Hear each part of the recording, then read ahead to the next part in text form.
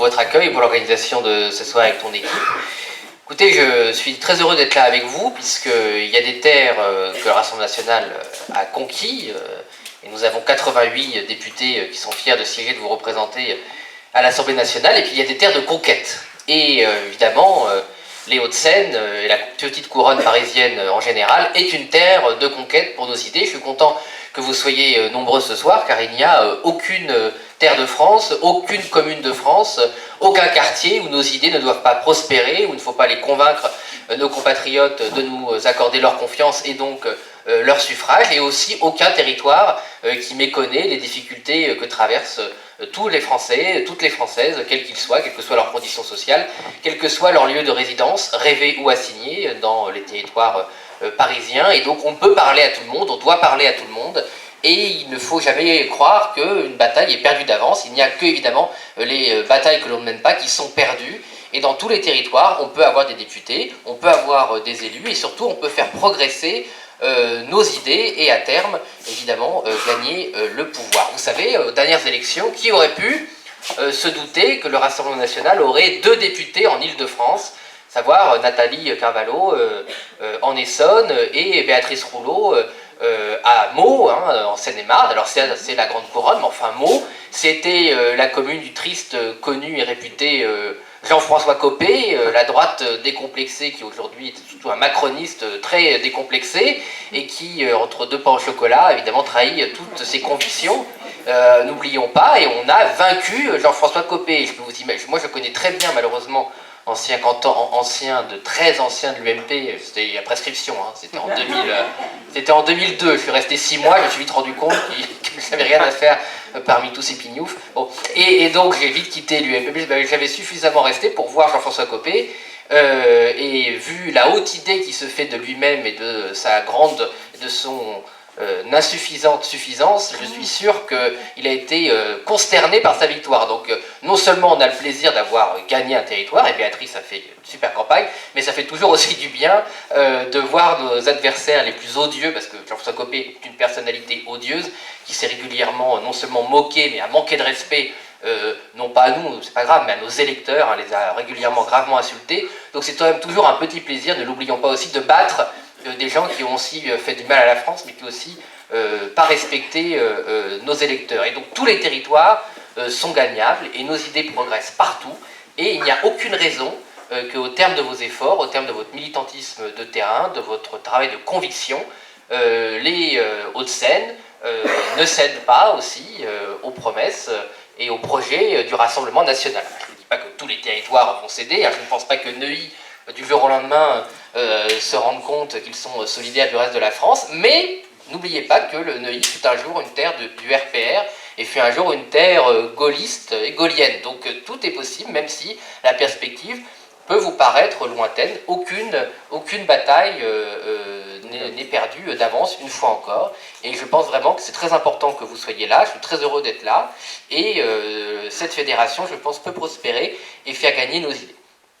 Et je vais vous exposer brièvement pourquoi je pense que cette terre peut répondre aussi au projet du Rassemblement national. Après, je répondrai à vos questions, parce que moi, je trouve que c'est toujours plus intéressant d'échanger les uns avec les autres. Très bien. Nous avons assisté, on est au cœur du projet européen, à une très grande mobilisation du monde agricole dans tout le pays. Alors, ne vous laissez pas abuser, là ils démobilisent non pas parce qu'ils sont satisfaits de ce qu'a promis M. Attal ou M. Macron, je ne sais quel commissaire européen, mais parce que les paysans, on les connaît avec Philippe Thor au premier rang, qui est aussi maire de Berlancourt dans l'Aisne, il faut juste qu'ils retournent travailler. Voilà, tout le monde n'a pas le privilège, comme certains syndicalistes permanents de la RATP, de poser un préavis de grève pour 7 mois. Voilà. Il y a aussi des gens qui doivent retourner, s'occuper de leurs terres, faire des semis d'hiver, s'occuper évidemment de leurs troupeaux de bêtes, voilà, et quand on est éleveur, on n'a pas facilement son dimanche, hein, comme disait l'autre, et évidemment il faut retourner sur ces terres, mais je pense que dès lundi, dans les sous-préfectures et les préfectures, il y aura encore des mobilisations agricoles. Mais derrière cette mobilisation, il y a surtout un soutien massif des Français. 90 à 98% des Français soutiennent les agriculteurs. Alors, quand c'est fait, on se dit, bah, c'est naturel. Rien n'est jamais naturel comme soutien, et rien n'est jamais acquis. Fut un temps, pas si lointain, dans le monde, en France, on considérait que les paysans étaient quand même des privilégiés, on entendait qu'ils avaient plein de subventions, alors on ne comprenait pas régulièrement, on entendait autour de nous, hein, ou dans le débat, à la télé, dans les médias, de quoi se plaignent encore les fermiers, les éleveurs, eux qui ont tant d'argent qui tombe de Bruxelles. Et puis là, on a une mobilisation massive, populaire, de toutes les catégories sociales, hein, y compris les plus privilégiés, envers les agriculteurs, y compris pas de rupture entre les ruraux et les urbains, entre les néo-ruraux et les anciens du monde paysan, entre les plus jeunes, les moins jeunes, les riches, les plus riches. On a une vraie mobilisation populaire, comme on l'aime, et comme on y aspire au Rassemblement national. Et en fait, je pense, peut-être me répondrez-vous ensuite sur ce sujet, que derrière cette mobilisation, il y a tout simplement l'ensemble des classes moyennes, classes populaires, travailleurs de ce pays, artisans, indépendants, et même les classes moyennes dites supérieures, hein, qui gagnent, François Hollande avait dit qu'elles étaient riches, bon bah, tu gagnes 4 000 euros, 3 à 4 SMIC, bah écoutez, c'est pas non plus le Pérou, hein, voilà, hein, avec les charges qu'il y a, ça reste en fait les mêmes classes sociales qui bossent et qui font tenir le pays debout. Et je pense que tout simplement, eh ben, les Français ont vu ces paysans sur leur tracteur, braves et courageux, qui travaillent 70 heures par semaine, ils se sont dit, bah attendez, si un paysan qui est propriétaire de son terrain, qui est propriétaire de son outil de travail, qui est compétent, qui fait parmi les meilleurs produits au monde, produits que j'aime et que j'apprécie, produits qui font partie de la culture française, si ces personnes qui ont tout n'arrivent pas à vivre de leur travail, bah, comment j'arriverai moi-même à vivre de mon travail en tant que salarié, indépendant, artisan, avocat, tous les métiers qu'on veut et même fonctionnaire. La crise qu'on vit en fait depuis les Gilets jaunes, mais depuis plus de 20 ans, c'est en fait une crise de tous ceux qui ont travaillé, retraités, ou qui travaillent, ou qui veulent travailler, qui se disent « mais malgré mon travail, je ne m'en sors pas ». Et même les plus, disons, aisés d'entre eux, avant de chamailler entre ceux qui ont un SMIC, 2 SMIC, 4 SMIC, bah, toutes ces classes sociales françaises se rendent compte qu'en fait, on est dans la même galère, on assiste aux mêmes problèmes, les dépenses contraintes, les impôts, les services publics qui s'effondrent alors qu'on paie énormément de taxes, et qu'on ne s'en sort pas avec les revenus de son travail, et qu'on ne s'en sort même pas quand on est retraité, on a travaillé 40 ans avec sa retraite, et qu'on ne s'en sort même plus quand on est retraité ou quand on est actif, même si on a un revenu à côté, un petit logement qu'on loue, un logement d'appoint, tellement on est taxé, appointé de toutes sortes, et que les dépenses contraintes explosent. Et je pense que derrière ce soutien aussi qui peut être sentimental, civilisationnel à notre agriculteur évidemment, je pense que c'est quand même toute cette classe laborieuse qui avait fait le score de Marine Le Pen, puisque Marine Le Pen, avec Jordan Bardella, avait senti l'aspiration de cette classe moyenne, ces classes populaires, de ces retraités à juste vouloir vivre de son travail, qui sont non seulement en révolte, mais ça c'est depuis 20 ans, mais qui sont en soutien et en solidarité derrière les agriculteurs qui disent « mais nous on veut vivre de notre travail ». Voilà. On ne veut pas de subventions, comme on ne veut pas de chèque pour payer notre chaudière, voilà, on voudrait qu'avec notre salaire ou avec le fruit de notre travail, ben, on puisse payer nos factures, notre loyer ou nos intérêts d'emprunt, pouvoir se payer un resto et emmener nos gamins en vacances une à deux fois l'année, pouvoir s'offrir un Noël parce qu'on en sort sans serrer partout et puis remplacer le saumon par la truite et le champagne par du mousseux, chacun fait ce qu'il veut, mais voilà, c'est quand même une frustration de ne pas pouvoir juste offrir ça à sa famille une fois l'an, et que tous les gens se disent mais moi j'ai mon boulot, je travaille dur et je ne comprends pas pourquoi j'y arrive pas. Et ils ont raison de ne pas le comprendre puisque par définition en démocratie, en république et dans une civilisation occidentale, un individu, une famille doit vivre de son travail. Voilà, ce sont ces valeurs simples qui ont fait la richesse du continent européen, qui ont fait la richesse de la nation française, et c'est comme ça qu'on a fait une civilisation fondée sur la responsabilité, sur le mérite, et sur le respect qu'on se doit les uns aux autres, parce que chacun travaille, chacun apporte sa contribution, et en échange, chacun doit pouvoir vivre de son travail. C'est une valeur très simple, mais on est tellement parti loin de cette réalisation de ce travail simple, que c'est le projet global en fait du Rassemblement national, et c'est ces valeurs simples dont il faut se saisir, se ressaisir, et expliquer à tous les Français qu'ils sont dans le même bateau. Et j'ai commencé en rigolant un peu en disant que vous étiez une terre RPR. C'était quoi la définition de ce qu'on appelait le RPR à une année, même avant Général de Gaulle? C'était, c'est la France au métro à 17h. Alors aujourd'hui, le général de Gaulle y reviendrait dans le métro à 17h, je pense qu'il ne dirait plus ça. Bon. Mais dans l'esprit, c'est quand même la même chose, c'est que tout simplement, on est tous dans le même bateau. Et je pense que ce qu'on avait apprécié au Rassemblement national ou ailleurs, avec les Gilets jaunes, ou ce qu'on apprécie aujourd'hui avec cela, c'était pas des gens juste qui étaient en colère. C'est qu'en fait, les classes populaires qui pendant longtemps ont été isolées dans leur coin, il faut le dire, hein. Moi je suis élu de la Somme, je suis né à Boulogne-sur-Mer, j'ai eu la chance de faire autre chose dans ma vie et d'avoir des privilèges, c'est pas le cas de tout le monde. Je vois encore mon ami Philippe que je connais depuis longtemps, qui a une vie à Boulogne où la vie est quand même plus douce qu'ailleurs, même s'il y a des problèmes, et l'Aisne ou une situation très difficile. Bah, c'est vrai que pendant longtemps, les classes populaires, elles ont été abandonnées, voilà. Un certain nombre de gens qui se sont dit, avec la mondialisation, bon oui, les ouvriers, les agriculteurs, bon bah tant pis pour eux, on ferme leur usine, bah, ils n'ont qu'à faire autre chose, on ferme leurs champs, on envoie leurs bêtes à l'abattoir, bah, tant pis, on va importer ça de Chine, d'Espagne, je ne sais où, de Pologne, voilà. Et puis bah, après, les classes moyennes se sont rendues compte, ah bah tiens, en fait, les problèmes que les classes populaires là, qu'on avait lâchés en pensant que nous on irait mieux sans solidarité nationale, bah, en fait on a le même problème maintenant. Bah, après avoir fermé les usines pas chères et d'avoir fermé l'agriculture d'entrée de gamme, ah bah tiens, maintenant on veut aussi externaliser les comptables. Ah bah tiens, on veut aussi externaliser les ressources humaines. C'est-à-dire qu'on est toujours rattrapé par la vague. Voilà. Et ça, c'est quoi? Et c'est ça qu'il faut aussi dire aux Français, c'est l'absence de solidarité nationale. Voilà. L'esprit national, la fierté nationale, l'identité nationale, c'est évidemment des valeurs positives, fortes de puissance, comme le dit Jordan, il y a un clivage aujourd'hui qui s'installe. Nous, on veut la puissance nationale, on veut un État qui garantisse notre souveraineté, mais le deuxième pan de l'esprit national, c'est la solidarité d'un peuple, c'est la solidarité d'une nation, et d'avoir la conscience que non seulement c'est pas bien d'abandonner les personnes sur la route qui ont contribué à la richesse nationale, hein, que serait la France sans les mineurs qui sont descendus pendant des générations pour extraire le charbon, le fer, que serait la France sans les petits paysans qui nous ont nourris depuis le Moyen-Âge. Bon, bah non seulement c'est pas bien moralement de les abandonner, mais en plus c'est une absurdité économique et de bon sens de les abandonner, puisque les problèmes qu'ont connus les plus malheureux finissent par toucher les classes moyennes. Et aujourd'hui, en fait, les classes moyennes subissent ce qu'ont subi les classes populaires. Et nous l'avions dit avec Marine depuis longtemps, non seulement que tous les problèmes rattraperaient les Français, quelles que soient leurs conditions, mais aussi que la solution à tout cela, c'était pas d'opposer les Français les uns aux autres, d'opposer les plus riches aux moins aisés, d'opposer les retraités, soi-disant maintenant privilégiés aux personnes qui travaillent, c'était de recréer de la solidarité nationale et que les valeurs de liberté et d'égalité n'avaient de sens que, évidemment, pas la fraternité qui, par ailleurs, nous renvoie à notre identité commune chrétienne. Et que dans ce sens commun, la bataille des uns est le combat de tous. Et qu'il faut recréer cette solidarité. Je pense que c'est le message qui peut passer ici, qui semble peut-être, il y a des villes très...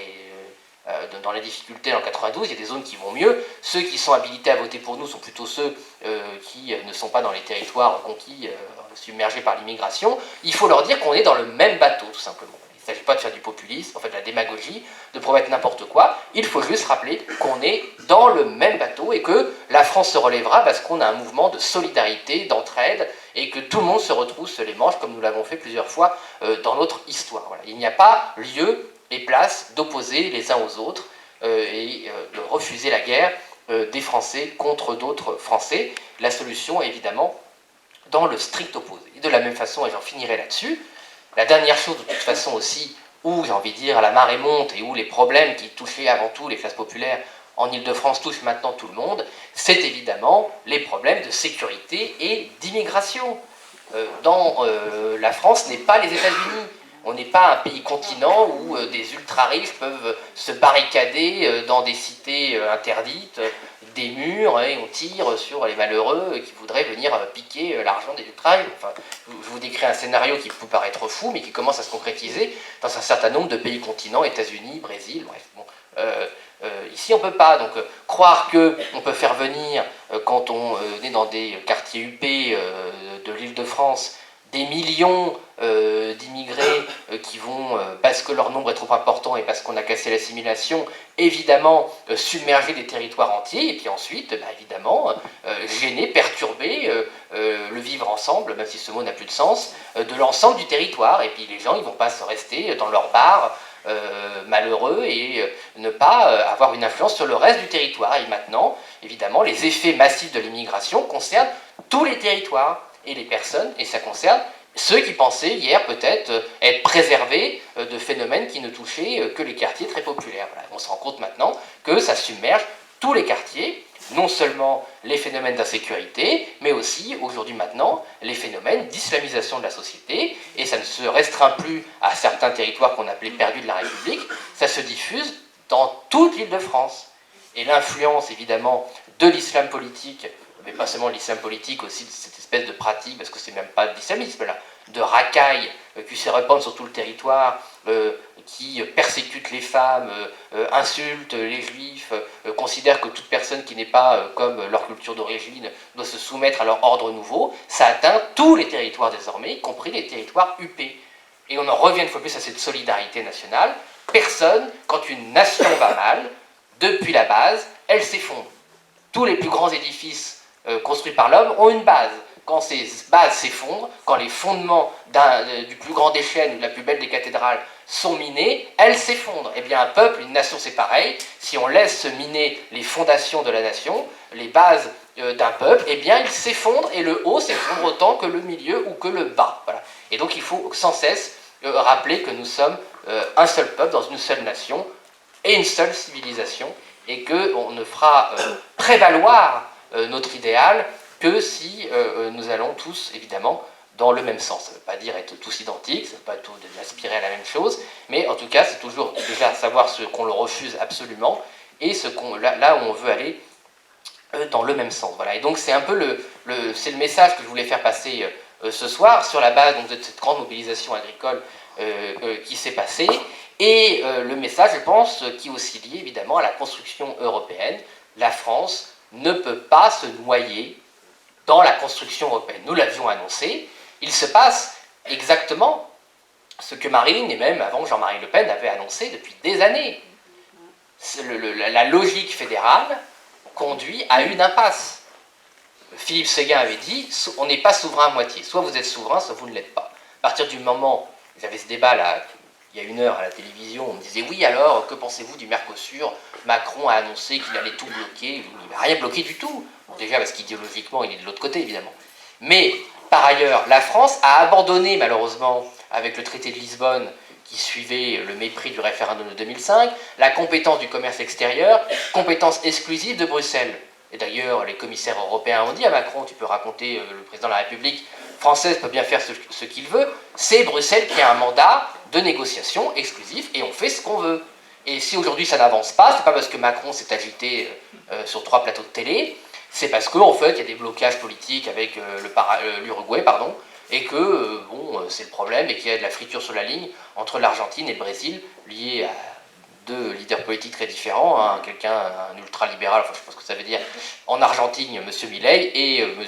Lula qui a repris les contrôles du Brésil, qui est sur une ligne politique totalement opposée. Voilà. Donc ça n'a rien à voir avec la volonté de M. Macron. Voilà. Mais ce que je veux dire par là, c'est que on se rend bien compte, maintenant, et les Français s'en rendent de plus en plus bien compte, qu'on a beau jouer des coudes, la souveraineté française est complètement étouffée, et que nous ne sommes plus maîtres de ce qu'on veut faire. Quand on voit quand même le nouveau Premier ministre de la France dire aux agriculteurs « Ah oui, bah, je comprends, c'est compliqué, mais vous comprenez, je ne peux rien faire, parce que de toute façon, ça dépend de Bruxelles. » Et que même les syndicats agricoles ont tellement intégré dans leur esprit que ces sujets dépendaient de Bruxelles, que même si on n'a pas demandé tant de choses à M. Attal, parce que vous comprenez, le pauvre, il arrive, puis le pauvre, de toute façon, ça ne dépend pas de lui, à part nous faire 3 chèques, tout ça dépend de Bruxelles. Donc tout ce petit monde a intégré dans sa tête des limites psychologiques et politiques telles que la France, deuxième puissance européenne, deuxième contributrice nette, semble paralysée et ne pas pouvoir exiger ce qu'elle devrait pouvoir exiger, à savoir qu'on lui foute la paix, et que si on veut un modèle agricole national, et bien on a bien le droit d'en avoir un. Voilà. Bon. Et donc cette crise, je trouve que cette crise agricole, peut-être vos questions seront dessus, transmettait vraiment les 2 grandes problématiques aujourd'hui de notre nation. D'une part, le besoin de solidarité, d'union nationale, que tout le monde puisse vivre en fin de son travail et qu'on soit en capacité psychologique et démocratique de défendre notre civilisation et notre idéal de vie et nos valeurs, et d'un autre côté, cette confiscation de la souveraineté, de la liberté française, par des institutions qui ne font pas leur travail et qui ne protègent pas la France parce que ce n'est pas leur mandat. Voilà. La Commission européenne elle est là pour appliquer des intérêts qui ne sont pas les intérêts de la France et des Français, tout simplement. Et je vais vous dire, à ce titre d'ailleurs, c'est même pas la question d'accuser les commissaires européens, ils font ce pourquoi ils ont été désignés. Voilà, la Commission applique les traités. Donc la responsabilité, c'est pas spécialement les commissaires européens, c'est les dirigeants politiques qui ont confié ce pouvoir à cette commission en mentant aux Français, tout simplement, en leur mentant, en leur disant, mais vous allez voir, il y aura l'Europe sociale, il y aura le SMIC européen, il y aura l'harmonisation, il y aura la sécurité des frontières européennes, il y aura une politique d'immigration contre le contrôle de l'immigration, et en fait c'est une politique pour faire rentrer tout le monde, et pour punir ceux qui s'y opposent, comme M. Orban. Bref, tout ça est complètement bidon. Et d'ailleurs, Asticle finirait là-dessus. Soyez vigilants sur la nouvelle promesse qui a été faite, qui fait partie de cette espèce de poubelle de l'histoire européenne, c'est Egalim européen, vous avez entendu. Alors, la loi Egalim, c'est une toute petite loi qui n'a pas marché, sinon il n'y aurait pas les agriculteurs dans la rue, dans toutes les rues de France, qui visait à mieux protéger le prix de revient des productions agricoles françaises. Bon, évidemment, ça n'a pas du tout marché. Marine l'avait parfaitement analysé et annoncé. Bref, on ne va pas revenir là-dessus. Mais donc, comme ça ne marche pas, comme l'URSS, quand ça ne marchait pas, il faut toujours plus d'URSS et de soviétisme pour sauver l'URSS de l'écroulement, c'est comment ça finit. L'Union européenne, c'est pareil, ils veulent toujours plus d'Union européenne quand ça ne marche pas. Et donc, ils nous promettent un égalim. Donc, comme ça ne marche pas en France, ils vont faire un égalim européen. Mais une fois de plus, c'est exactement comme le SMIC européen. Et ça fait 50 ans, je pense même, parce que la première liste avec Simone Veil, c'était les années 70, qu'on nous promet le SMIC européen, des grandes avancées sociales, lutter contre le dumping fiscal, une police des frontières, bon bref, tout ça c'est dans la poubelle européenne. Ça n'existe pas parce que c'est par essence impossible. Vous êtes 27 États, oui, on est 27, vous êtes 27 États dans l'Union européenne, il n'y a aucune système économique commun entre l'agriculture française, l'agriculture allemande, celle des Pays-Bas, celle de la Suède, celle de la Pologne, demain malheureusement, tellement ils sont dingues, celle de l'Ukraine. Bref, tout ça, ça n'existe pas. Voilà. Ce sont des slogans pour gagner les élections.